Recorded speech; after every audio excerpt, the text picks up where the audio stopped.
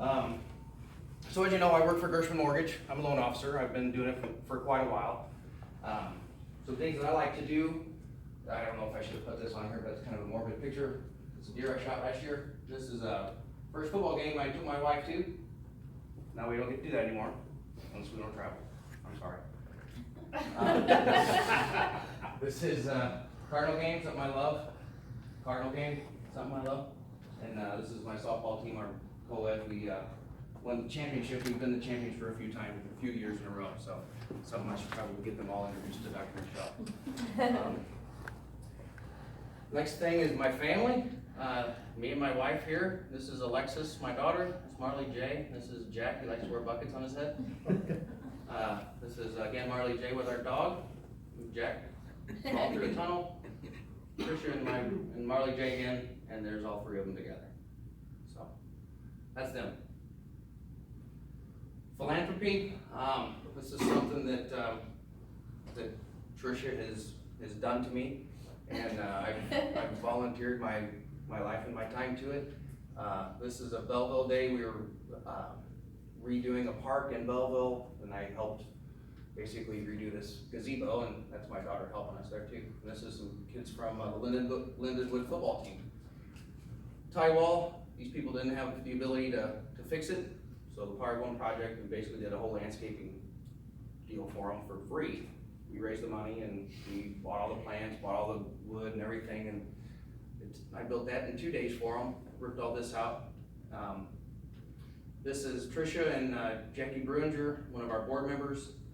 This is before we went on Fox 2 News in the morning for the Power One project, something else. And that's me sending out some donations. And this is, we do booths as well. So Power One, we go out there with the community and try to educate people that like to go to. This was at Pride Fest in Belleville. So now back onto the other stuff. Mortgages. 18 years of mortgage originating experience. If you want to know where I've worked, here you go. My expertise is FHA, VA, conventional jumbo wide, and USDA loans. I know that sounds like a lot, but after you've been in it for so long, you hear so many repetition of how these things work. All you have to do is look for the new updated guidelines and you can get it. It's not that difficult, but if it's somebody that's been in the business for a year, they're not gonna know all this stuff. There's no way. It's gonna be very impossible for them to hold that in their brain. With me being at Gershman Mortgage, we have to be licensed in the job that we do. So we actually have to go out and take tests and pass those tests. It's not something that, like you work for a bank or something like that, you can get the number or the NMLS license number under their umbrella. You can take some tests and pass it at your leisure. It's a little bit different. My expertise, purchase and refinance transactions. I know the ins and outs of both. If there's any issues, I'll be able to bring those up ahead of time. If somebody doesn't know something about, they have something on their credit report and they don't understand why or where it's there or whatnot, I can take the time to help those people understand what to do and how to get it removed or to better it. Exceptional customer service. These are a couple of quotes from my past customers. Jason was great. He was always available and made the process super simple. Very glad my realtor suggested it. Mr. Stanfield helped raise our credit score by 100 points and we were able to get the home of our dreams. The process took a few months and he stayed in contact with me the whole time. He's someone who makes things happen. He went out of his way to make sure we were happy. He even came to our home a year later to refinance. All we did was provide a little info. Very easy. Jason made the home buying process less stressful than it normally is. I've gone through 4 purchase transactions and this was by far the best experience we ever had. His knowledge of the VA program and how to go through the process made our experience a very positive one. Customer service oriented attitude, very impressive. And I've referred him to others and we will use them again in the future. You can go on Zillow and you can check those out. Those are from real people. I didn't just tack them in there. But yeah, sure. Those are from real customers. But that's something that I really take pride in. I enjoy knowing that customers look at me and say, hey, you did a great job for us. And my thought process is, you're your friends and family, because I'm going to do the same for them. So, the The difference, it's experience. Being in an industry for such a long time, you run into so many different experiences, and there's so many different situations that you run into that you have to understand how to make them work. And if you don't have that experience, and if you don't have that knowledge, you're gonna drag that deal out to where people are gonna get mad at you, people are not gonna use you anymore, so you gotta make sure that you and your team are on the ball. Integrity. If I can't do a deal, I can't do a deal. I'm not gonna try to stretch the rules on something. I have a lot of people ask, well, why can't you do that? Well, this is why. And this is what we have to overcome to make this work. There's a lot of people that say, well, why don't we just do it this way? Well, no, we can't. We can't just do it this way. John's laughing, you understand. So there's very black and white rules that you have to be followed.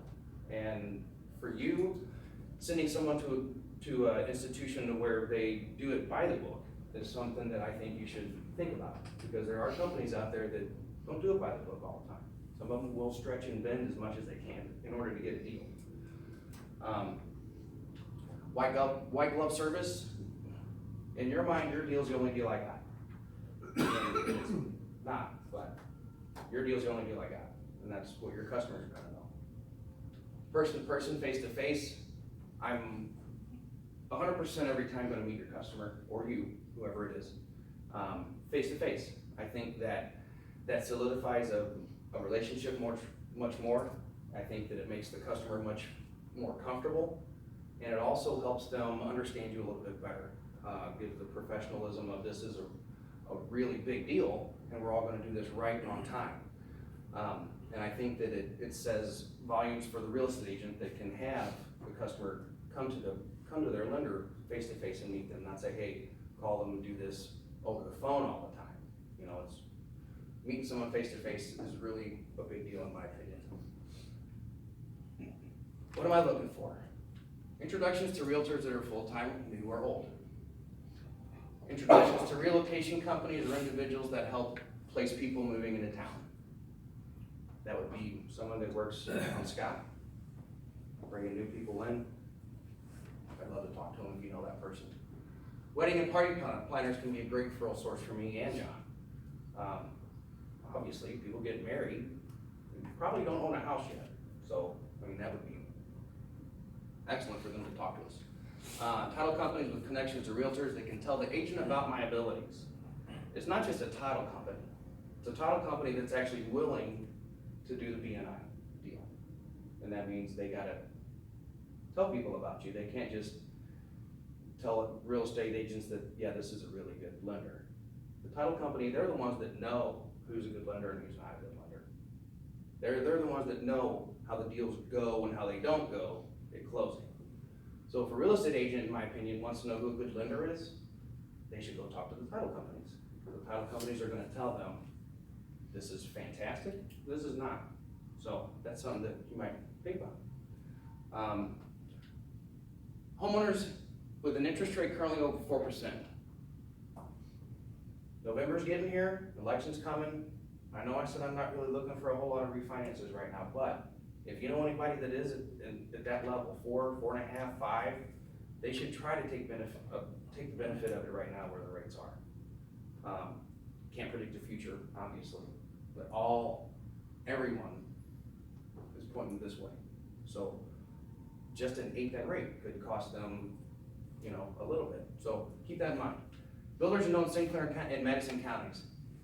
Those builders are driving the economy right now. They're gonna drive our sales force into the winter months. If we can get some builders building homes, we can get more customers to them. I think that's gonna help our economy in our area. Referrals, good referrals, first-time buyers, newly engaged couples, newly divorced people, expecting a child or adopting, empty nesters, renters, and consolidation refinances.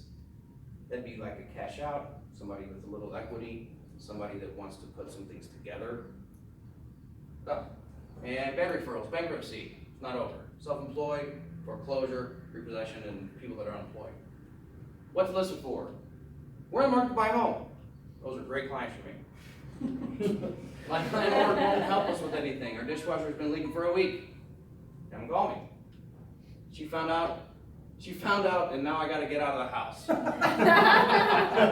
You might have to talk to Chad. Can you believe that I'm going to be a grandma? Need more room. Jack's finally moving out of the house and off to college. That's me and you in a few years.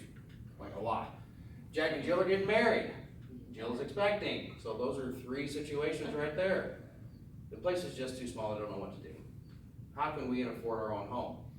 I just don't think we're ready for home ownership. How do you know? I can help you understand that. Any questions? Yes, sir. This is kind of a tag team question for both you and John Grissom. I understand that wintertime is still a good time to keep your home on the market because the things, the inventory is down. From what I understand, also the under 250 moves a little bit better right now. How about the over 250?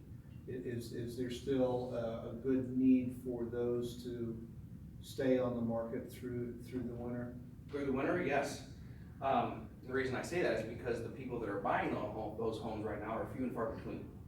So if you want to keep them on the market, you need to keep them on the market so that when that buyer does come around, it's available for them. If you take it off, they may not notice that it's not there. And the buyers that are out there in the winter months in general are the serious buyers. They're going to buy. You're not going to have the tired They're not kids that looking go to- around. Yeah. Oh, did you see that kitchen? It's beautiful. We should do that at our house because we're not moving for another 10 years. Right. You don't get those because these are people that are out there because, well, my company moved, whatever. I've got to get a house in this area. Mhm. The problem with over 250, over 275 is that O'Fallon's got 3 new subdivisions going in that market, and one that's even higher than that by Fulford. So the problem is they're building a lot in that price range. So And with the hospitals being built and everything, we got more people coming into town. So, the healthcare industry's so tricky. Yeah, I have a doctor coming into town, closing this month, at the end of the month, buying in that price range, 300,000. She's coming here from Georgia. So it's still happening, but it is a long-term thing. It's not, like springtime, sometimes you can put a home up and 3 days later, you've got 3 bids on it. Right. It's not as fast in the winter. Anything else? All right, thanks for your time.